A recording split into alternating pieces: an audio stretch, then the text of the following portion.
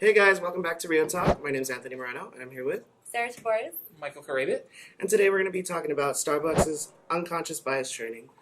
As you guys may have heard, a couple weeks ago in Philadelphia, two black men were arrested inside a Starbucks because they were waiting for a third gentleman to have a business meeting, actually. So these college students, their fraternity pretty much obviously didn't agree with that. So they held a protest right outside of the Starbucks.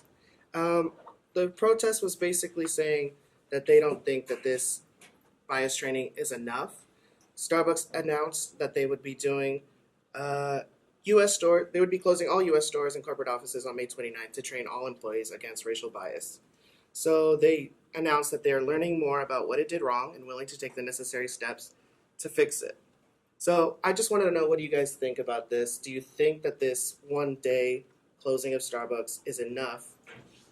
Because obviously these people who are affected do not. I think it's a good start. Obviously, it's not enough, but it's a good start to get people to start practicing this type of practice of like not judging people and basically treating them wrongly for no reason.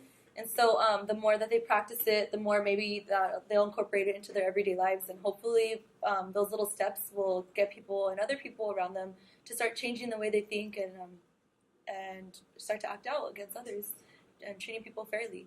Yeah, I agree. I think one day, they're only planning to close for one day. That is not nearly enough time for like an 8-hour shift to teach somebody how to not have an existing bias. Like, I mean, if you're a new hire for any company, if it's food or anything in customer service, you're taught how to not be discriminatory towards somebody, how not to harass somebody. But I mean, it's always the same thing. And what I predict is going to happen is it's just going to be the same like corporate mandated video. Just like, all right, make sure in case anybody missed the memo. Yeah. You know, it's not okay to be racist. Mm-hmm. And it's going to be like every associate's going to be there for like an hour and a half, 2 hours. Get done. And then the next day they're just going to go back to business as usual. Yeah, So. I agree. I think hopefully, I like that Starbucks did this as a first step, a reaction to the backlash, obviously. I hope that people do get something out of it, you know what I mean? But we'll just have to wait and see.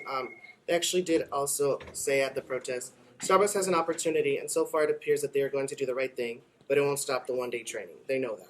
So they also hope that Starbucks helps out more.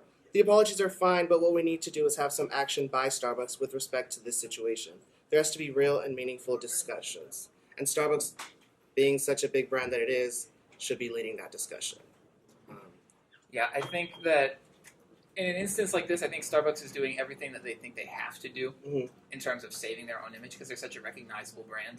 So they think like, oh, this is the way that we save face because otherwise, I mean, there's a huge opportunity for them to lose a lot of business if they haven't lost. If they haven't lost huge numbers already, they're going to continue.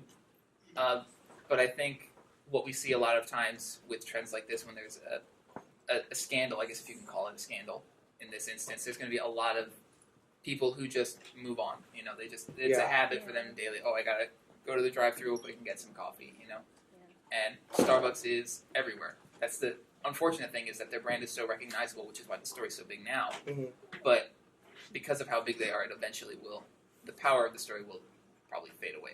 Well, hopefully not, though, because we see a trend in this happening, not only with Starbucks, but with H&M as well. So we saw that, a couple weeks ago, about a month or two ago, how they did their T-shirt, you know, the T-shirt scandal as well. So hopefully these big corporations will start to see and take real positive and real action on this and realize that it's really important. It's not just an issue that we need to let it go. We need to really take action with it and really start moving forward and practicing what we preach. So.